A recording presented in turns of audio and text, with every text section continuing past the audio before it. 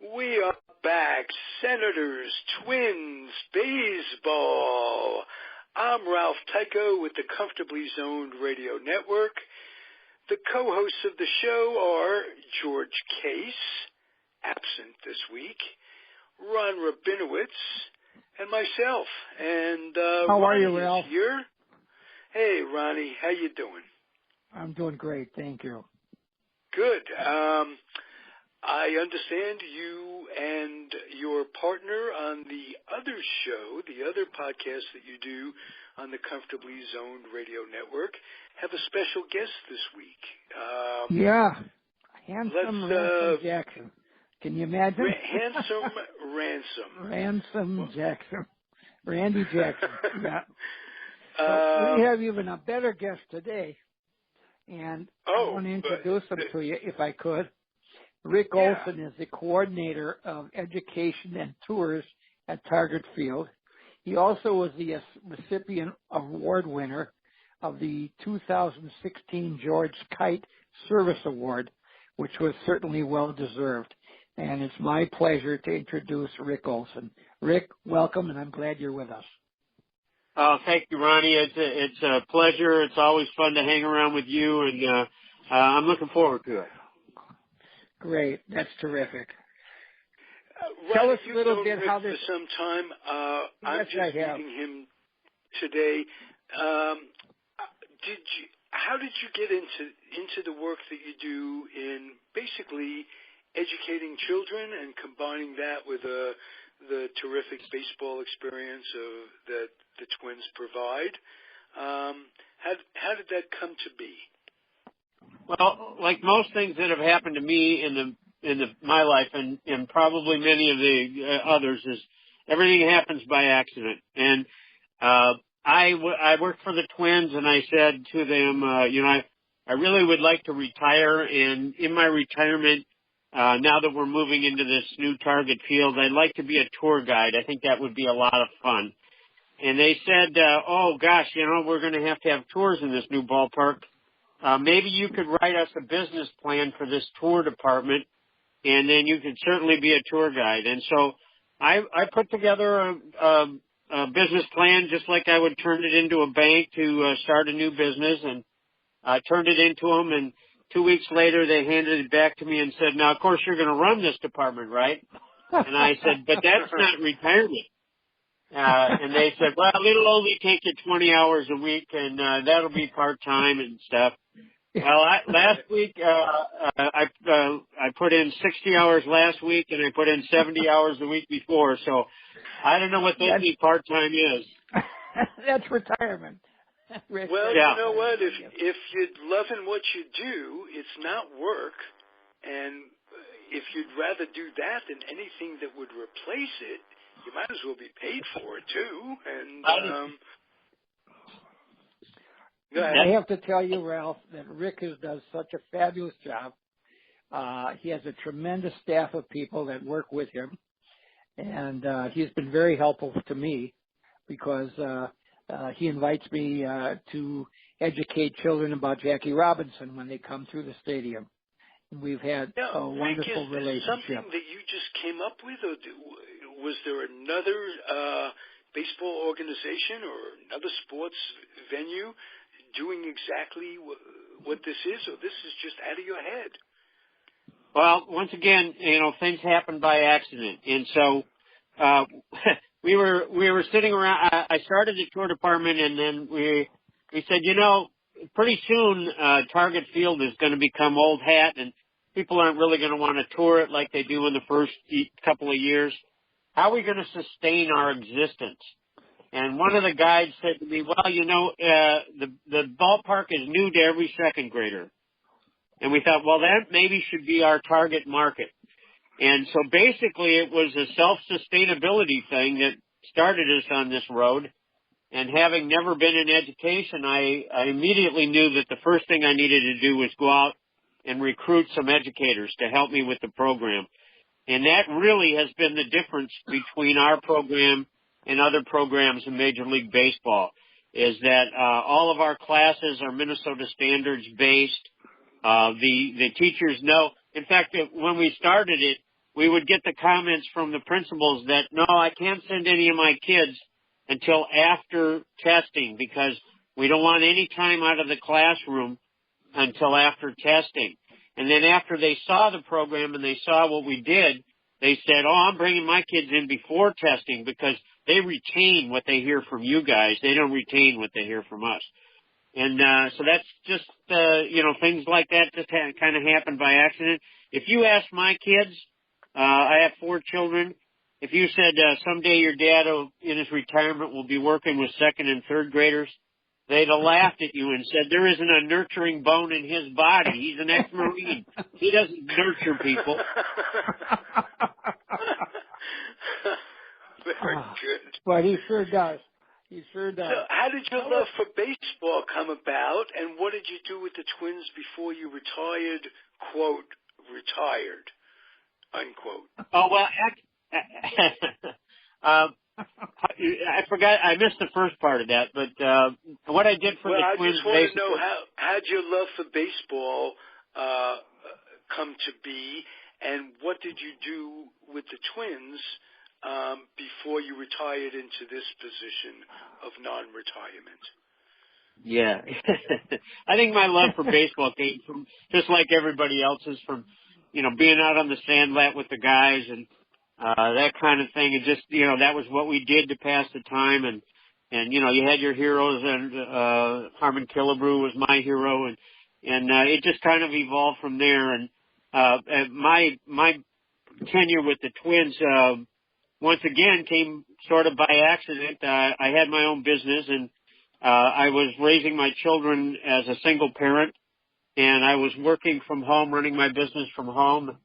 And one of my daughter's boyfriends came over one day, and I said to him, I'm getting cabin fever around here. I really need to get out of the house. I'm here in the morning to get the kids off to school, and I'm here in the evening when they're home, and I'm working here all day.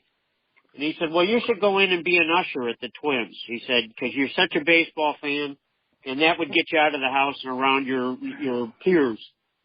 And so I did. I just walked in off the street and said, I'd like to be an usher. And they said, well, you know what? You're kind of a grown-up. Maybe you could help us with a few things. And it evolved from there. Wow. Isn't that great? That's fabulous. What a fortunate thing that you took your own needs and coordinated it with the world as opposed to the other way around, if you know what I'm saying. And maybe you don't. That was a silly statement. It wasn't, because you got your own needs met, and you were still able to raise your family, and your work as an usher didn't become work. It became, you're going out to a ball game, and you're meeting folks, and you're talking to them, and that's terrific. You guys want to talk about what's going on with the Twins this year? What an up and down season in a lot of ways. What do you think, Rick? Go ahead. Well, I have a couple of perspectives. One of the things that I think the new regime did that I really liked was bringing in mentors like Michael Gedire and Torrey Hunter and LaTroy Hunter. I think some of that makes a world of difference in the way guys' attitude is, the way they listen to their coaches, the way they look at the game every day. And I think that's helped us a lot. And that was one thing we overachieved 2 years ago, and then we lost that mentorship last year, and I think that really showed. So I really liked what the new guys that came in did with that. And the other thing I think that's been a big difference for us this year has been the outfield defense. Last year, we didn't have Buxton in center field that shags just about anything that's hit even close.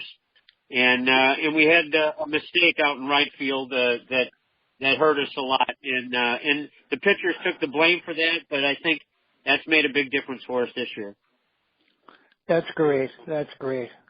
It's great. I think they're doing very well. There's now a good chance you're going to keep Dozier and not going to trade him off. Am I correct? He's here for now. I would expect that we won't see anything happen to Dozier until July, when we get close to the trade deadline, there might be some activity then, depending on where we're at. I mean, we're still flirting with first place, so maybe you're right. Maybe we won't be sellers. Maybe we'll be buyers. That's right. Yeah. That's right. I got to ask, you said something. My dad's an ex-Marine, you quoted your kid. How did a kid from Minnesota with a love for baseball, I'm assuming Ronnie and I are both 70, or thereabouts. I'm assuming you're right up in our age group. No, I'm a little bit younger. I'm about 68. Okay, was it Vietnam that brought you into the service, or? Yeah, pretty much. It was the draft era back then, and it was the era when you lost your deferment by going to school, and you got a lottery number, and my lottery number happened to be real low, and so I started, and I don't like to take credit for being a Marine because it was my last alternative. I went to the Army and said, "Can you give me something that'd keep me out of combat?" And they said no. And they went to the Navy and they said, "Hey, we get everybody we need." And the Air Force, of course, they had everybody trying to get in there. So when I went to the Marine Corps, I said, if I enlist, will you give me a school? And they said, well, if you pass this test high enough, yeah, we will. And so I got into an aviation school thinking that that might save my life and keep me out of combat. So that's really got into the Marines by default. Wow. You're the first great. story. I'm very interested in human nature. You're the first person I've ever met that went to the Marines to avoid combat. I love it. I love it. That sounds like the true oxymoron of the entire Vietnam War wrapped up in your experience. It's true. Right? So true. Very true. Very true. And you did what you could. Did they keep their promise? Did you get to not be in combat? I assume. Well, I had a relatively safe job description. I had, because I was working on aircraft. So, even in the Marine Corps, everybody's a rifleman first, and so you're always going to have that as a basic responsibility. But my skill set, the skill set they gave me, pretty much kept me from shooting at people. That's great. Well, hey, Rick, getting back to the tours again, I wanted to have you explain some of the different courses that you offer in these tours. I think it's so fascinating that you have math and all these other things. Could you kind of just elaborate a little bit about all these different things that you offer? Yeah, well, and that's one of the things that Ronnie helps us with. Some of the history standards that he fulfills that for us by doing his Jackie Robinson presentation. And then the way it works is they come in for a 2-hour segment or a little over 2 hours. Ronnie spends about 45 minutes with them doing his program, and then they spend the rest of the time walking around the building talking about the heroes of baseball and the influence baseball has had on our history and that sort of thing. And it's basically a tour of the ballpark, but integrated into the tour is history. So that fulfills a social studies or a history requirement or standard. And then, of course, we have math, which math standards are different for each grade level. So if you're going to bring second graders in, we're going to be teaching them basic math that would be for second graders as it relates to baseball, maybe batting average and multiplication, whatever that is. If you bring kids that are older in, we might be talking about the area of the strike zone.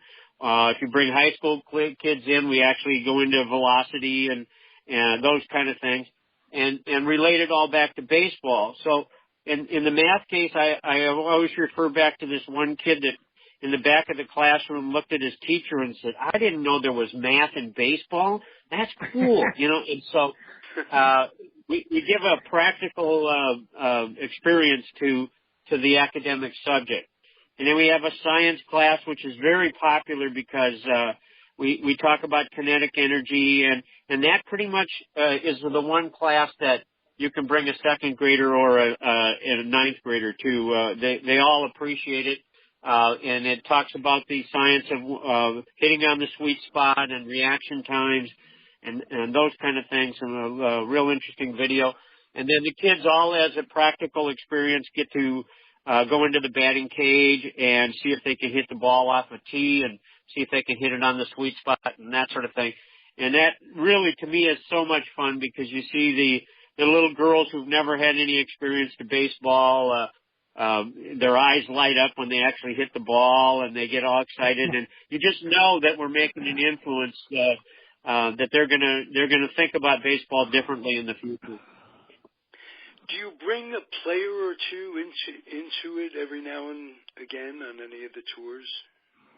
Well, primarily the tours are done when the team is on the road for the most part. So it is a little difficult to bring the players into it. We've been fortunate because the way it works now is if you're rehabbing, we have a rehab person at Target Field that's there full-time rehabbing the guys on the disabled list. And so they're around, and to be honest, they love interacting with the kids. I'm sure that, sometimes I'm sure sometimes the autograph seekers get a little weary for them, but the kids are just fun, and so we've been doing that science class where the players would actually come over and watch and interact with the kids. And what was that center fielder, Ronnie, that we had a couple years ago? Not Rivera, but... No. God, I can't think of it either now. And Tony Oliva's around once in a while. He comes about, doesn't he, once in a while? Oh, yeah, he comes a lot. I think the kid went to the Senators, if I'm not, I just can't think of his name. Nice kid, really good. And he used to come out, and we'd be doing lunch in the stands with the kids, and he'd come out with the trainer, and he'd go out in the bullpen, and he'd throw the ball from the bullpen all the way to behind the Twins dugout, and the kids would cheer him on and stuff. And so there gets to be interaction with the players somewhat, but it's not a guaranteed thing. We never promise it. It's just a bonus when it happens. Hey, guys, I want to give credit where credit's due. Who's the one in the Twins organization that made the final decision, that responded to your idea to do this and said, yeah, let's do it? I mean, that seemed like someone who deserves credit. Well, actually, Dave St. Peter has been a big advocate for our program. Laura Day, who is one of the senior vice presidents, she's actually in charge of our department. I think between the two of them is where we got the blessing to go ahead with this. So if anybody in the higher ups that would be the ones. Not to blow the horn too much, but the program, we did steal some ideas from the Hall of Fame, and we did steal some ideas from some of the other clubs. But the best program that I can find in the major leagues is San Francisco, and they do about 5,000 kids a year. Arizona has a pretty nice program. The Hall of Fame does about 5,000 kids a year. We actually have grown to last year we did 18,000 kids through our program. 18,000. That's how much bigger we are than anybody else in Major League Baseball. Wow. That's fabulous. That's fabulous. Definitely It's such an exciting program, and you should see the faces on these kids. And I have to tell you also that the tour guides are so phenomenal. Rick has handpicked most of these people, and these men and women are fabulous. Some of them are retirees, some of them are not, and they are just terrific. It's just, they interact with the kids wonderfully, and I'm so proud to be part of it. It's just, it gives me such a thrill. I hear it in both of your voices. I mean, I can imagine how the kids respond, because you get to see it in the kids' eyes too. So you're looking at these kids and seeing their reaction. That is really terrific. And think what it does for the future of baseball. I mean, because let's face it, kids don't get a chance now with prices the way they are. They don't get a chance to go out to the ballpark as much as they did. It's become a corporate game. I'm sure the same. I know that's how it is in the Bay Area. You mentioned the Giants. They're the ones that play it to the hilt successfully. And kids don't have a way of learning the game on their own and having it passed on to the next generation. You're building a fan base is what you're doing. I can't imagine these kids growing up and rooting for any other team but the Twins. And I'm really happy to have you. This is terrific. We just had the good fortune this past week that the commissioner of baseball visited Minnesota and came to visit our ballpark, and he had a meeting, an all-staff meeting where the employees all were asked to come, and he wanted to speak to everybody, and he said, "Hey, I'm just going to be real brief, and I'll open it up for questions after we're done." He said, "But there's only two things that I want to address briefly." And I was so pleased that one of the two things that he wanted to address was getting kids more involved with the game, contributing, Major League Baseball contributing to Little League participation and some of the other projects that they're doing to go out and get kids into the game. And one of the things that really struck my heart was that he said that, we have programs that, like ours, that reach kids that aren't athletes, that aren't going to be interested in the game if we don't reach out to them in some other way. So that really felt good to me because he recognizes that there's a need for this kind of thing. Sure there is. It's wonderful. Terrific. It really so is. Your kids are proud of you. They didn't think you'd be a nurturer, and now you're doing what you do. Yeah, I guess so. I'm actually sitting in a gas station right by my grandkids' house, and as soon as I'm done with this, I'm picking them up and taking them to the game. So. Oh, wow. I appreciate it. Makes me cry a little bit. It was my grandfather that took me to my baseball games when I was a kid. Yeah. And, wow, he'd say things to me like, he'd tell me what Wheelie Keeler used to say, hit them where they ain't. And, hit them where they ain't. Hit them where they ain't. And, boy, I have... That's the only way I can get a hit. Well, you're still playing baseball, aren't you? Yeah, I still. Tell me play. about that. You're 68 years old and still playing baseball. What's that about? Well, we have an over 50 league in Florida that is winter in Florida and up here in Minneapolis, and then we have age-specific tournaments, the Roy Hobbs World Series, and we have some Minnesota teams that I've been lucky enough to participate in, and actually my over 60 team that I was on 4 years ago won the World Series there, so that was kind of fun. And now I play on over 65 team, and then hopefully I'll still be able to play in an over 70 division. Coming up in a year. What part of Florida do you winter in? I winter in Fort Myers. That's where our spring training is. Oh, boy. That's no coincidence that you moved to Fort Myers, I'm sure. That's great. Hey, Rick, when you didn't just move there and say, wow, the Twins are here. Didn't know that.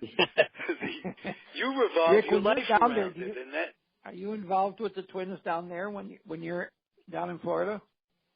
I do work from down there. We have our single A affiliate is at the ballpark that we use for spring training. So they pretty much have their staff and that sort of thing. But I do work from down there in the wintertime, and if I need support, I can go into the ballpark down there, and we do have a staff that works from down there. So I do stay busy all winter long, but not quite as busy as I am in the summer. Right. Well, you do a fabulous job, and it's such an honor to know you and such a pleasure to work with you. It's just Rick, terrific. I'm just hoping you'll come back someday and keep us up to date on what's going on. And you've been terrific. Both of you just really cheered me up this morning. Just the future of baseball is going to be taken care of, because we get pessimistic around these parts in terms of, are the kids going to find out about baseball and who's going to pass it on? And your program is terrific. Come back again real soon, I hope. I would love to. That would be my pleasure. Rick, Ronnie, thank you so much. You're really a great producer, Ron Rabinovitz. You get the great... And you're just going to teach me to pronounce it Ron Rabinovitz, aren't you? Yeah. Never correct me. You're so nice. You're such a good human being, Ronnie. Thank you. Thank you so much. All right. And Rick, thank you so much. And I really appreciate tell everybody out there, man. I'm just going to tell them to keep on keeping on. And thank you. We'll be back with Twins and Senators next week. George Case will be back. And thank you both. Rick, thank you so much. Out there. All right. Okay, and Ralph, take care. Okay, bye-bye. Be well. Bye.